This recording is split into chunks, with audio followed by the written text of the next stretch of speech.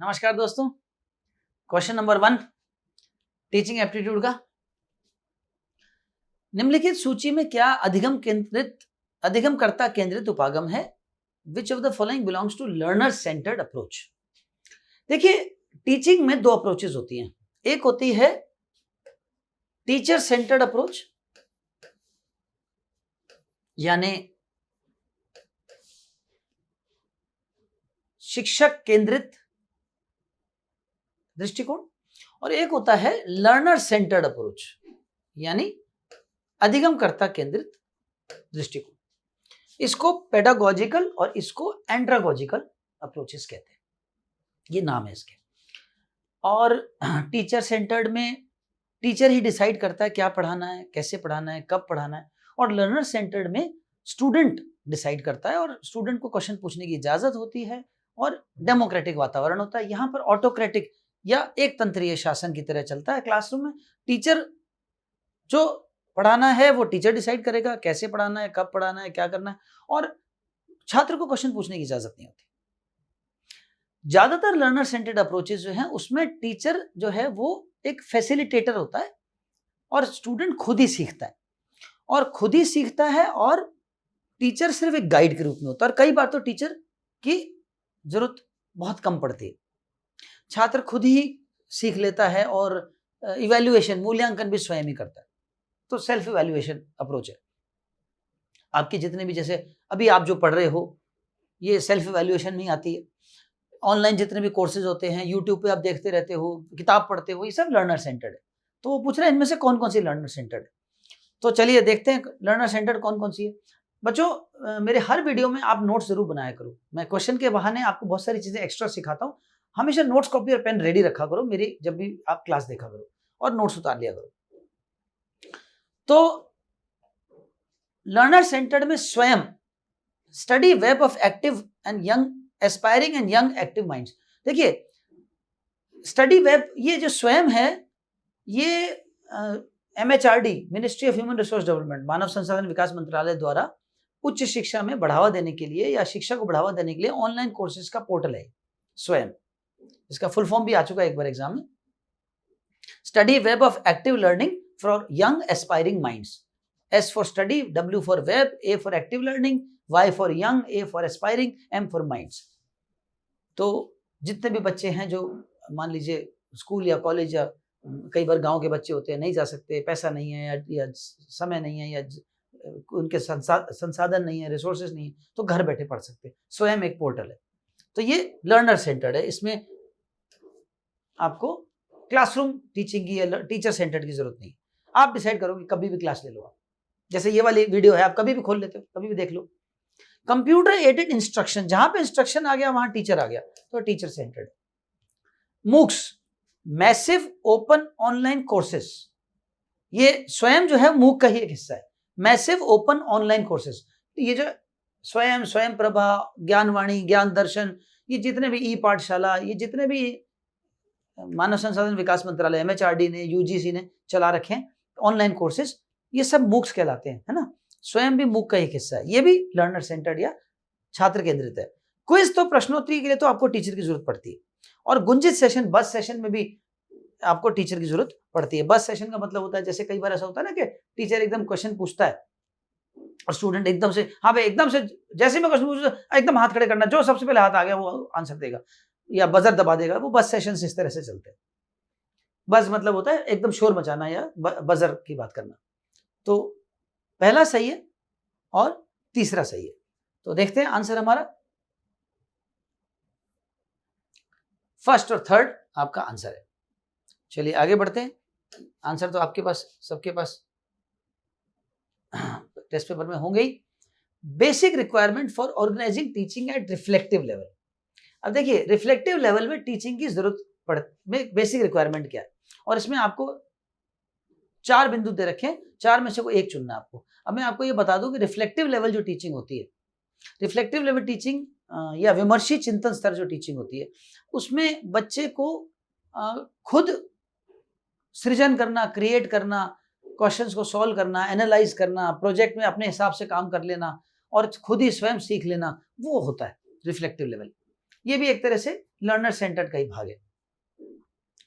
तो विमर्शी चिंतन में शिक्षण के लिए आपकी बुनियादी आवश्यकता क्या है? क्या आप एक तो देखिए, हमेशा ध्यान रखिएगा, sequential systematic presentation of facts, ये जो है ना, ये मेमोरी लेवल में आता है। मैं आपको सारे ऑप्शंस के बारे में बताऊंगा। ये जो कहते हैं ना, तथ्यों और सूचना की व्यवस्थित अनुक्रमिक प्रस्तुति, सीक्वेंस, सिस्टम, ये सब मेमोरी लेवल में आता है। Helping explore and explain problems and their solution bye students. अब देखिए, खुद एक्सप्लोर करो, एक्सप्लेन प्रॉब्लम्स जो हैं और उनकी जो सॉल्यूशन है वो बच्चे खुद ही करें। हाँ, यही रिफ्लेक्टिव लेवल है, चिंतन स्तर इसी को बोलते हैं। मैं आपको बाकी 2 ऑप्शन भी समझाऊंगा, सारे ऑप्शंस आपको समझा दूंगा जिससे आपको चीजें समझ में आ जाएगी। अब तीसरा ऑप्शन है translating and interpreting the facts by the students. देखिए, कोई भी चीज को ट्रांसलेट करना, इंटरप्रेट करना, समझना, उसकी व्याख्या समझना, उसको एग्जाम्पल्स के द्वारा अंडरस्टैंड करना, ये सब अंडरस्टैंडिंग लेवल होता है। ये अंडरस्टैंडिंग लेवल का हिस्सा है। और giving concrete facts and action sequence, concrete facts, action sequence, ये जब भी जहां ये वर्ड दिख जाए मेमोरी लेवल है, क्योंकि इसका तो लेना देना स्मृति से है। तो आज सर आपका सेकंड आ चुका। नेक्स्ट क्वेश्चन पे चलते हैं। थर्ड क्वेश्चन में भी आपके सामने 5 पॉइंट्स हैं और 5 पॉइंट्स के बाद नीचे ऑप्शन है, ठीक है? तो एक एक करके पॉइंट्स देखते जाते हैं हम। Identify the factors relating to positive learning environment.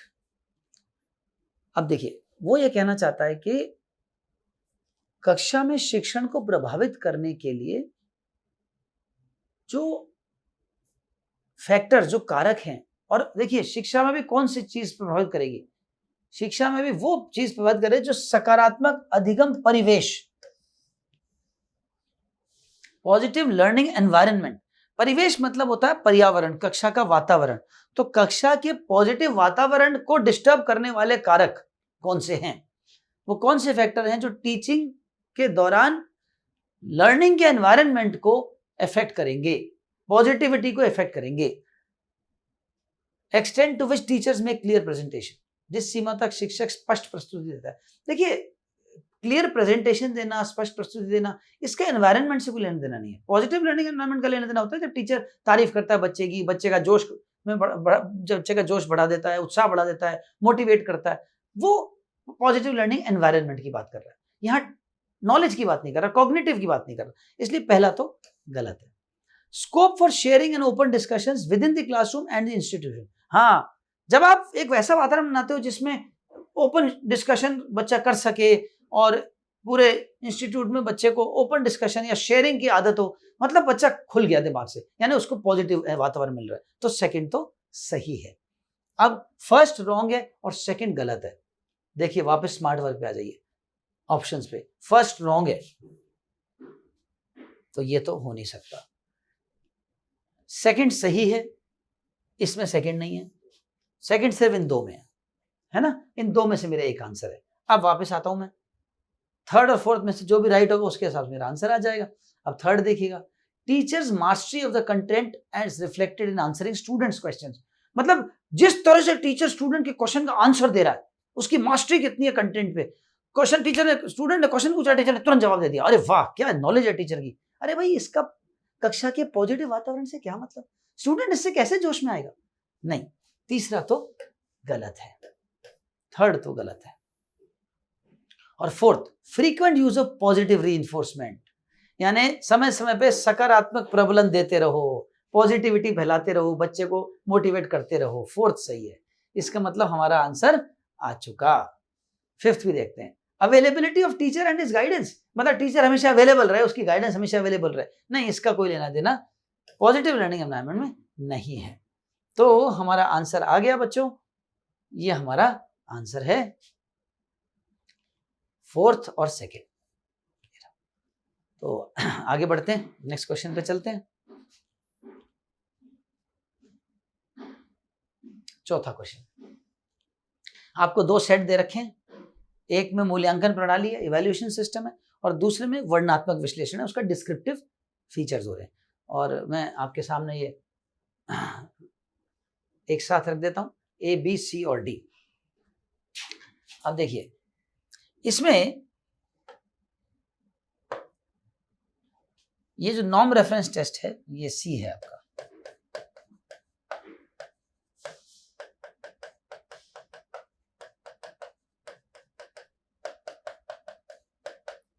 इसको यहां से काट देता हूं।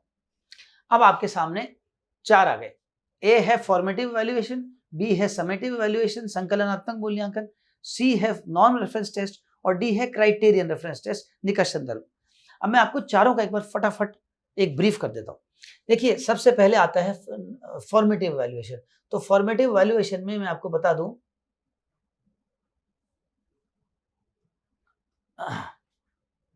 फॉर्मेटिव इवैल्यूएशन जिसको निर्माणात्मक मूल्यांकन कहते हैं, रचनात्मक मूल्यांकन भी कहते हैं, कंटिन्यूअस इवैल्यूएशन भी कहते हैं। पढ़ाने के साथ साथ टीचर के पढ़ाने के दौरान वो पढ़ाने के साथ साथ जब मूल्यांकन करता है, इवैल्यूएशन ड्यूरिंग टीचिंग, वो फॉर्मेटिव होता है। और सबसे ज्यादा स्टूडेंट के डाउट्स क्लियर होते हैं और सबसे ज्यादा स्टूडेंट के बारे में टीचिंग लर्निंग को समझना, शिक्षण अधिगम हुआ है कि नहीं हुआ, टीचर को सबसे बढ़िया इसमें पता चलता है। पढ़ाते पढ़ाते वो क्वेश्चन से पूछता है तो पता चल जाता है उसे कि स्टूडेंट के समझ में आया कि नहीं आया। बाद में जो टेस्टिंग होती है वो समेटिव इवैल्यूएशन होती है। चैप्टर खत्म होने के बाद, कोर्स खत्म होने के बाद, यूनिट टेस्ट है, क्लास टेस्ट है, हाफ ईयरली है, फाइनल है, वो सब समेटिव है। और समेटिव में तो स्टूडेंट की एक साथ उसका जो लर्निंग है वो चेक होती है। इसको कहते हैं स्टैंडर्ड्स चेक करना, पढ़ाने के दौरान नहीं होता है। तीसरा नॉर्म रेफरेंस टेस्ट है। नॉर्म रेफरेंस टेस्ट में क्या होता है कि ये जो नॉर्म रेफरेंस टेस्ट एक तरह का समेटिव इवैल्यूएशन ही है ना, ये समझ लेना आप। ये जो है मानक संदर्भित परीक्षण, नॉर्म रेफरेंस टेस्ट एक तरह का समेटिव इवैल्यूएशन ही है। ये क्या होता है कि जब आप पूरा कोर्स खत्म हो जाता है, उसके जब फाइनल एग्जाम होता है, फाइनल एग्जाम का जो रिजल्ट आता है, तो अगर वो रिजल्ट या आप जो परिणाम दे रहे हैं वो अगर इस तरह का है कि वो एक स्टूडेंट्स के आपस में कंपैरेटिव रिजल्ट है, जैसे first rank, second rank, third rank या मेरिट बना दी है ना, तो वो जो मेरिट बनती है और रैंकिंग्स बनती हैं, ये जो कंपैरेटिव रिजल्ट होता है, एक स्टूडेंट के कितने नंबर आए उसका लेना देना दूसरे स्टूडेंट के नंबरों से हो, कंपैरिजन। जैसे आपने देखा होगा कंपटीशन एग्जाम्स में, यूजीसी नेट में भी होता है कि टॉप के 0.3% जो है वो जेआरएफ होंगे और 6% जो है वो नेट होंगे। अब 6% का मतलब ऐसा भी होता है कि कई बार कोई सब्जेक्ट में कट ऑफ ही नीचे गई, 50% पे हो जाता है सिलेक्शन, किसी में 60 पे होता है, किसी में 80 में भी नहीं होता, 70 में भी नहीं होता। पिछले साल इकोनॉमिक्स की जीआरएफ जो है वो 75% गई थी। तो अब वही कॉमर्स की 66 ही गई, 65 ही गई। मतलब इसका मतलब एक बच्चा 65 ला रहा है और दूसरा बच्चा 75 ला रहा है, 75 में सिलेक्शन, 74 में नहीं हो रहा और उसका 65 में भी हो गया। ये लेना देना क्या है, बाकी बच्चों के कितने आए उससे निर्भर है। तो नॉर्म रेफरेंस में तुलनात्मक परिणाम होता है, कंपैरेटिव रिजल्ट होता है। इसी का दूसरा होता है क्राइटेरियन रेफरेंस, उसमें कंपैरेटिव नहीं होता, उसमें तो एक फिक्स क्राइटेरिया देते हैं, भैया क्राइटेरिया फिक्स हो गया, अगर तेरे 60% आएंगे तो फर्स्ट डिवीजन माना जाएगा, दूसरे के क्या आ रहे उससे कोई मतलब नहीं। वो क्राइटेरियन रेफरेंस है। क्राइटेरियन रेफरेंस में तो एक फिक्स पहले से ही परिपाटियां बन जाती। तो चलो अब देखते हैं कौन सा राइट है। कंपेयरिंग द स्टूडेंट, अब देखो ये आ गया, comparing the student and performance with that of others. Student की परफॉर्मेंस को आप दूसरे से कंपेयर कर रहे हो, और कंपेयरिंग किस में आता है, ये तो नॉर्म रेफरेंस में आता है, यानी सी का तो आंसर 1 है। ये हमारा पता चल गया हमको, तो सी का तो आंसर 1 है। अब C1 है, तुरंत ऑप्शन पे जाएंगे और देखेंगे C1 किस में आ रहा है। दोस्तों C1 सिर्फ एक में ही है, आंसर आ गया डायरेक्ट। मैं बाकी भी सिखा दूं आपको, फर्स्ट आंसर पहले आ चुका हमारा देखते ही। अब बाकियों को देखते हैं।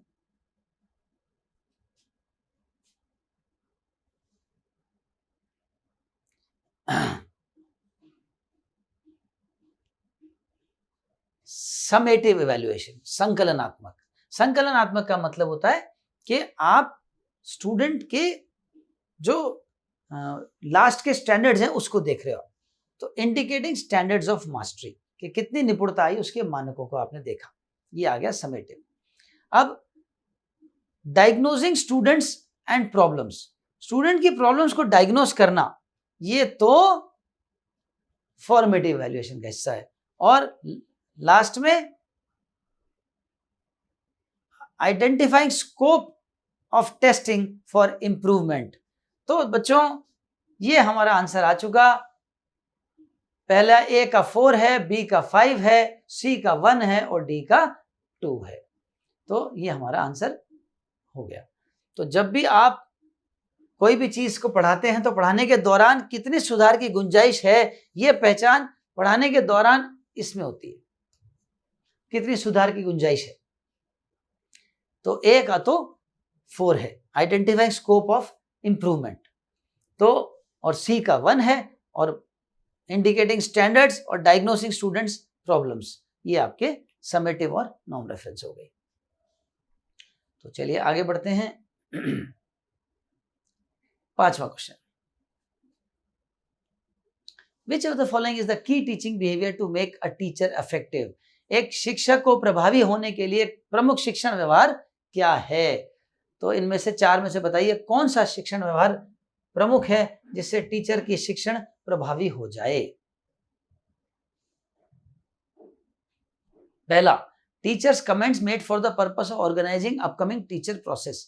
देखिए, टीचर को पढ़ाने से पहले अपनी टीचिंग के प्रोसेस के बारे में कमेंट करना से उसका शिक्षण प्रभावी नहीं होता, ये तो गलत है। फर्स्ट, यूज ऑफ कंटेंट और प्रोसेस क्वेश्चंस, कि आप कितना कंटेंट के क्वेश्चंस दे रहे हो, जितने प्रोसेस क्वेश्चन यूज कर रहे हो, नहीं, इससे भी कोई मतलब नहीं। अच्छा प्रभावी शिक्षण कब होता है, जब स्टूडेंट को आप सीखने की प्रक्रिया में, लर्निंग प्रोसेस में शामिल करो, वो अच्छा प्रोसेस होता है। Engagement of student in the learning process, ये engagement of student learning process, अधिगम प्रक्रिया में छात्रों को संलिप्त कर दो, ये है प्रभावी शिक्षण। इफेक्टिव टीचिंग वो होती है जिसमें आप स्टूडेंट को लर्निंग प्रोसेस में एंगेज कर दो, अपनी टीचिंग में स्टूडेंट को बहा ले जाओ आप, वो आपके ज्ञान में की गंगा में तैरे, गोते लगाए बह जाए, उसे ध्यान भी ना रहे कुछ आसपास का, वो है अच्छी टीचिंग। यूजिंग स्टूडेंट्स आइडियाज, एक बात समझ लो, जब भी ये लाइन आ जाए, एक टीचिंग, अच्छी टीचिंग वो नहीं होती जिसमें स्टूडेंट्स के आइडियाज को आप काम में लो, कभी नहीं। तो आंसर है third. Next question, sixth question आपके सामने हाजिर है। ये आपके लर्निंग आउटकम्स हैं और इसमें से आपको आइडेंटिफाई करना है कि हाई लेवल आउटकम्स कौन कौन से हैं। मैं आपको याद दिला दूं, आपने मेरी थ्योरी में पढ़ा है और जो लोग बच्चे बैच लिया है उन्होंने या ले रहे हैं, उन्होंने मेरे से थ्योरी में पढ़ा है हायर लर्निंग आउटकम्स में। याद दिला दूं, ब्लूम्स की टेक्सोनॉमी पढ़ाई थी मैंने, और उसमें ब्लूम्स की टेक्सोनॉमी में हायर लेवल लर्निंग जो आउटकम्स हैं, याद करिए 3 लेवल्स मैंने सिखाए थे आपको, मैं एक बार याद दिला दूं। एक तो कॉग्निटिव लेवल होता है, एक अफेक्टिव और एक साइकोमोटर डोमेन। 3 डोमेन्स होते हैं, 3 पक्ष होते हैं। एक ज्ञानात्मक पक्ष होता है, ये टीचिंग के जो 3 पक्ष होते हैं, 3 डोमेन्स ऑफ टीचिंग। एक कॉग्निटिव डोमेन होता है, ज्ञानात्मक पक्ष, अफेक्टिव डोमेन, भावात्मक पक्ष, और साइकोमोटर डोमेन, मनोगत्यात्मक पक्ष। अब इन तीनों पक्षों में कुछ लेवल्स लो लेवल होते हैं, कुछ हाई लेवल लर्निंग होती है। ज्ञानात्मक पक्ष क्या क्या होता है, नॉलेज, मैं नीचे से लिखूंगा, लो लेवल से शुरू हो जाएगा, नॉलेज ज्ञान, कॉम्प्रीहेंड बोध, एप्लीकेशन प्रयोग, एनालिसिस विश्लेषण, सिंथेसिस संश्लेषण, और इवैल्यूएशन।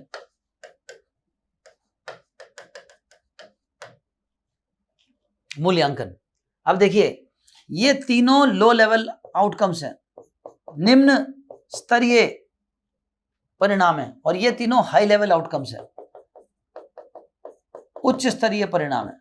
ऐसे ही अफेक्टिव डोमेन होता है, भावात्मक पक्ष। भावात्मक पक्ष में भी लो लेवल और हाई लेवल के लर्निंग आउटकम्स होते हैं। अब वो क्या होते हैं, वो देखिए। सबसे पहले रिसीव मतलब ग्रहण करना, फिर रिस्पॉन्ड का मतलब होता है कोई चीज को ग्रहण करने का अपने हिसाब से उसको समझना। फिर उसके बाद में आता है वैल्यू करना, वैल्यू मतलब उसकी आप महत्ता समझेंगे और उसको प्रयोग करना सीखेंगे, चीजों में अप्लाई करना। उसके बाद ऑर्गेनाइज का मतलब अब आप उसे अलग अलग क्षेत्रों में प्रयोग करने के काबिल हो जाएंगे। और लास्ट में कैरेक्टराइज,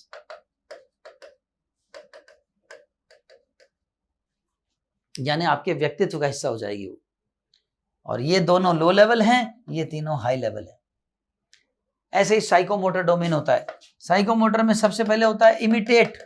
इमिटेट का मतलब होता है कोई चीज को देख करके कॉपी करना। फिर मैन्युपुलेट, मैन्युपुलेट का मतलब होता है अपने हिसाब से ढालना।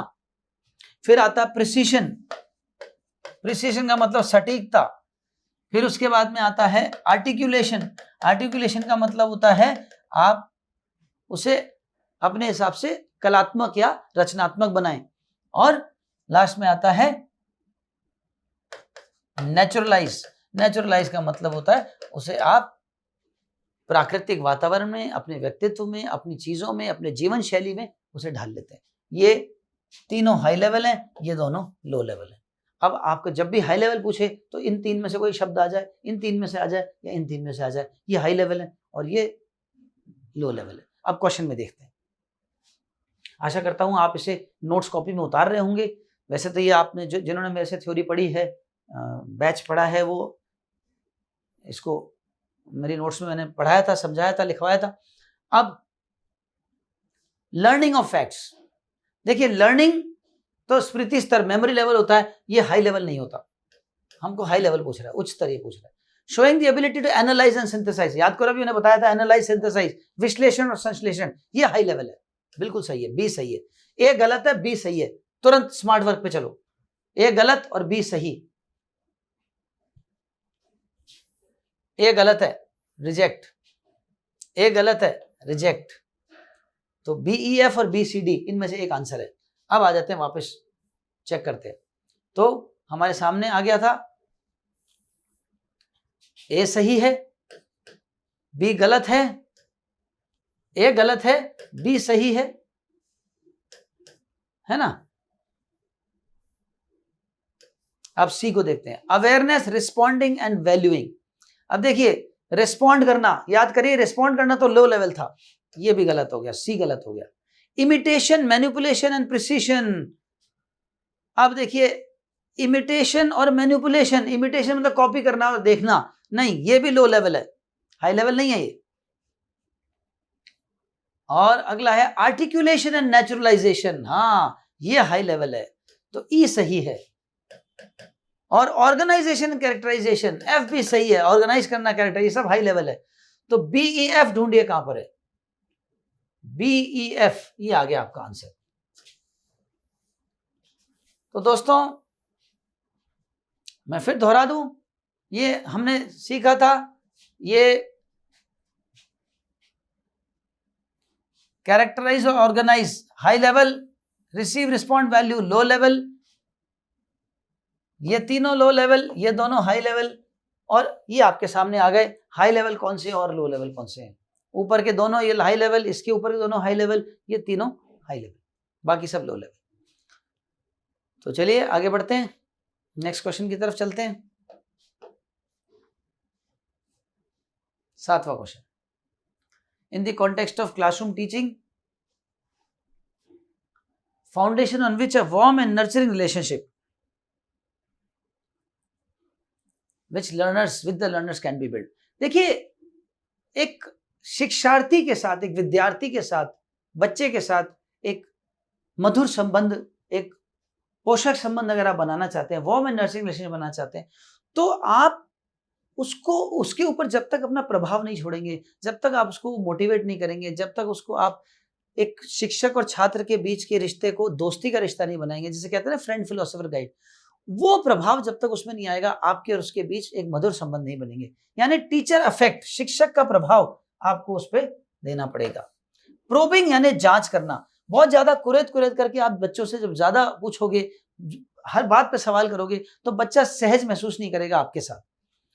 फीडबैक, बार बार प्रतिक्रिया की अगर उम्मीद करोगे या हर बात के लिए आप फीडबैक दोगे, जैसे कोई बच्चे ने कुछ भी बोला और आपने फीडबैक या प्रतिक्रिया दे दी अपनी, अच्छी बुरी कोई भी दे दी, तो बच्चा हर बात पे, उसको हो सकता है वो चीजें वो बेचारा गलत भी बोलते, बच्चा ही है, और फिर भी आप बोल दो नहीं ऐसा नहीं करना, या आप डांट दो या कोई प्रतिक्रिया दे दो। कई बार सिर्फ सुनना भी पड़ता है, कई बार सिर्फ सुनना ही अच्छा होता है। और स्ट्रक्चरिंग या संरचना का रिलेशन से कोई लेना देना नहीं होता। आपकी स्ट्रक्चरिंग होने का मतलब है आप बिल्कुल स्ट्रिक्ट डिसिप्लिन से आए, अपना पढ़ाया स्ट्रिक्ट टाइम शेड्यूल में और निकल गए।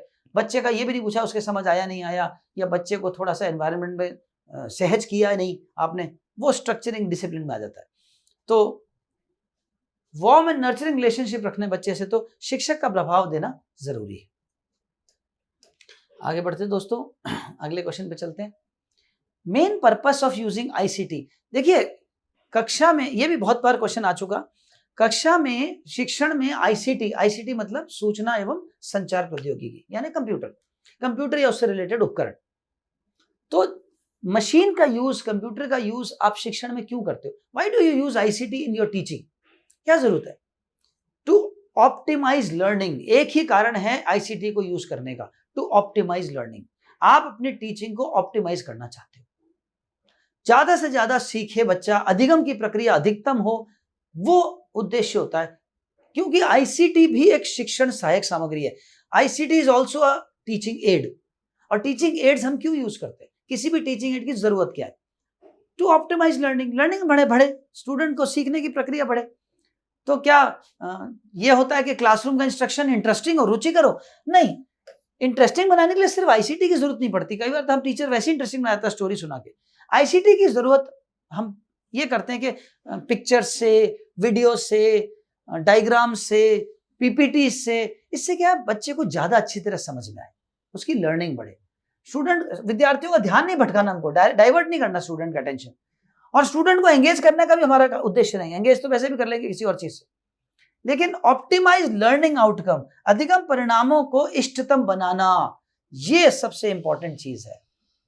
यही है वो चीज जिसकी हमें आवश्यकता पड़ती है। 1 भी नहीं, 2 भी नहीं, 3 भी नहीं।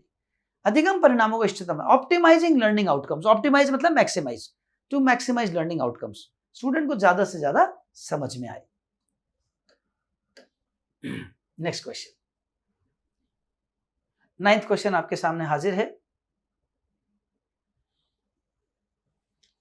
सीक्वेंस बतानी है आपको जो ये बताए कि teaching learning activity constructivist approach में सही क्रम क्या है। देखिए कंस्ट्रक्टिविस्ट अप्रोच या रचनावादी उपागम भी आपने मेरे से पढ़ा थ्योरी क्लास में। जिन्होंने नहीं पढ़ा और आप जो बैच ले रहे हैं वो पढ़ेंगे आगे। देखिए कंस्ट्रक्टिविस्ट अप्रोच जो होती है, रचनावादी उपागम का थोड़ा सा मैं आपको एक आइडिया दे दूं कि आपको टीचिंग में उद्देश्य ये होता है कि जब स्टूडेंट को कोई चीज आपको सिखानी है तो एक तरह से ये इंडक्टिव टीचिंग के एक तरह का होता है कि आपने उसको डायरेक्ट कोई चीज सिखाने की बजाय उसको पहले अपनी तरफ लाएं आप। जैसे होता है ना कई बार हम वैसे भी नॉर्मली किसी नए व्यक्ति से दोस्ती हमको करनी हो तो पहले हेलो करते हैं, फिर आप कैसे हैं, फिर वातावरण सहज करते हैं। कई बार ऐसा होता है कि नया किसी से बात कर रहे हैं हम तो एकदम से पक्का दोस्त था, और क्या हाल चाल है, कैसा है तू, और कुछ भी बोल देते हैं। लेकिन नए व्यक्ति से कुछ भी बोलना नहीं होता, पहले सहज बनाना होता है उसको, वातावरण को, एनवायरनमेंट को कंफर्टेबल करना होता है उसके लिए, है ना। तो उसको एंगेज करना है पहले। तो ऐसे ही टीचर जो है स्टूडेंट को कंस्ट्रक्टिविस्ट अप्रोच में पहले स्टूडेंट को एंगेज करेगा, अपनी तरफ लाएगा, स्टूडेंट को अपने हिसाब से ढालना सबसे पहला काम। फिर दूसरा काम है चीजों को अब धीरे धीरे, जो टॉपिक आप समझाना चाहते हो उस टॉपिक पर स्टूडेंट को अलग अलग एग्जाम्पल्स के थ्रू उसको बताए कि देखो ये ऐसे होता है, अरे ये इसमें ऐसे है, इसमें ऐसे, और ये तो सब में एक जैसा हो रहा है। इसको इंडक्टिव टीचिंग या आगमनात्मक शिक्षण भी कहते हैं।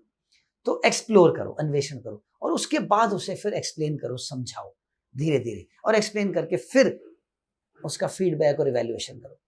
तो सबसे पहले एक्सप्लोर नहीं होता, सबसे पहले इवैल्यूएट नहीं होता, इवैल्यूएट तो लास्ट में आता है, और एक्सप्लेन सबसे पहले नहीं होता, सबसे पहले होता है एंगेज। यानी एंगेज करने का मतलब है स्टूडेंट को आप अपने हिसाब से पहले ढालो, संलिप्त करो, है ना, अपने वातावरण में, अपने एनवायरनमेंट में पहले उसको एंगेज करो, उसके बाद एक्सप्लोर करो, अन्वेषण करो। जो आप सब्जेक्ट पढ़ाना चाहते हो, टॉपिक पढ़ाना चाहते हो, उस टॉपिक पर उसको अलग अलग एग्जाम्पल से उसको ही दिखाओ, ताकि वो एक्सप्लोर करे, अन्वेषण करे, ताकि वो खुद सीखे, है ना। बच्चा पहले एंगेज हो, मतलब कोशिश ये रहती है कि बच्चा खुद सीखे। तो पहले एंगेज हो वातावरण में, उस टॉपिक पे, फिर उसके बाद उसको उसी को दो कि एक्सप्लोर करे, अन्वेषण करे। कोई प्रोजेक्ट दे दिया है, कुछ दे दिया, उसके बाद आप एक्सप्लेन करो, फिर इवैल्यूएट करो, मूल्यांकन करो, और लास्ट में विस्तारण करो। विस्तारण मतलब एक्सटेंड करो, उसका रिजल्ट बनाना, उसका सॉल्यूशन निकालना, या देखना कि कितना सीखा। तो दोस्तों ये तरीका है कंस्ट्रक्टिविस्ट अप्रोच का। चलिए आगे बढ़ते हैं, नेक्स्ट क्वेश्चन पे चलते हैं।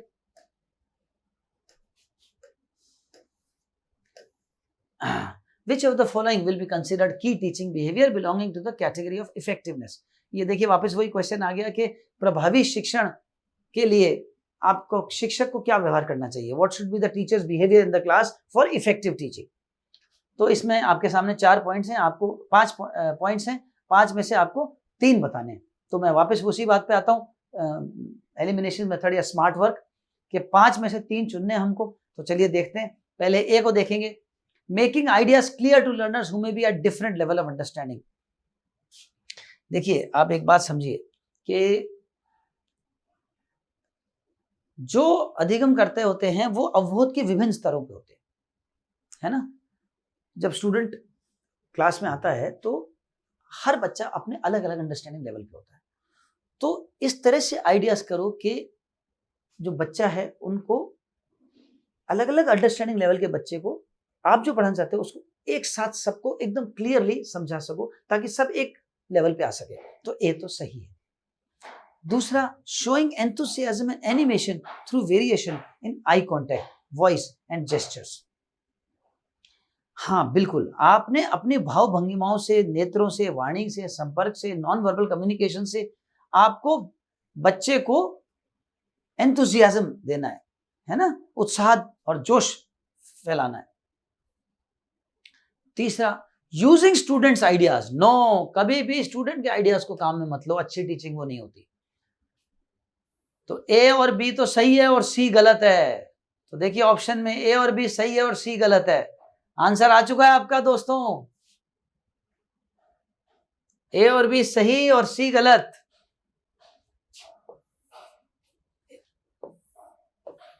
ये रहा, ए और बी सही और सी गलत। तो एक ही ऑप्शन है ए, बी और ई। अब बाकियों पर भी चर्चा करते हैं। तो सी गलत है, अब डी और ई को देखते हैं। Probing through general questions. नहीं दोस्तों, ज्यादा साधारण प्रश्नों के माध्यम से ज्यादा जांच करना अच्छा शिक्षण को नहीं माना जाता, डी भी गलत है। Using meaningful verbal praise to get and keep students actively participating. बहुत जरूरी है, एक टीचर के लिए स्टूडेंट का समय समय पे तारीफ करते रहना बहुत जरूरी है। समय समय पे टीचर स्टूडेंट की तारीफ करता है, उससे स्टूडेंट जो है उसमें कॉन्फिडेंस आता है, उसका मोरल बूस्ट होता है, वो जोश में आता है। और हमेशा याद रखिए, कॉन्फिडेंट बच्चा ज्यादा सीखता है। तो ए, सी, ए, बी और ई सही जवाब है। और हमने ये पहले ही देख लिया था, ए, बी और ई। तो दोस्तों ये एलिमिनेशन मेथड या स्मार्ट वर्क के आपने 1-2 को देखा और सीधा आंसर निकाल दिया, सबसे अच्छा तरीका होता है। तो इस क्लास में इतना ही, बाकी अगले क्लास में मिलते हैं।